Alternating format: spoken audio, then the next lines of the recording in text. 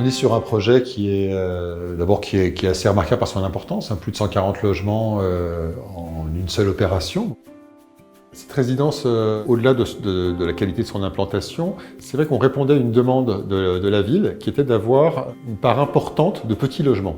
Et donc on a 3/4 qui aujourd'hui sont des logements de taille T2 ou T3 et qui répondent en priorité à ce besoin, sachant que le reste c'est plutôt des appartements de 4 pièces, qu'on appelle les T4, qui viennent compléter l'offre.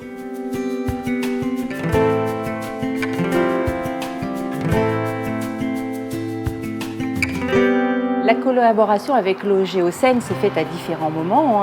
Nous avons eu des réunions donc avec M. Caron à ce moment-là, mais aussi avec l'architecte pour se mettre d'accord sur le rendu que l'on souhaitait. On a travaillé ensemble sur le choix des couleurs, sur le visuel. Enfin voilà, il y a eu beaucoup de choses qui ont été travaillées ensemble. On sait bien que lorsqu'on construit, on tombe souvent sur un passé historique d'Harfleur, mais lorsqu'ils ont fait les premiers tests ici, ils se sont dit qu'il y avait vraiment des choses importantes à découvrir. Et donc effectivement, ça a duré pratiquement 2 ans de fouilles archéologiques.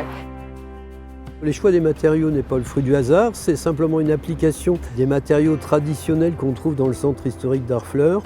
La pierre de taille qui donne ces bétons blancs, le silex, d'où ces teintes foncées, gris foncé, et enfin la couleur orangée qui est la teinte de la brique de Saint-Jean, la vieille brique qu'on trouve dans Harfleur.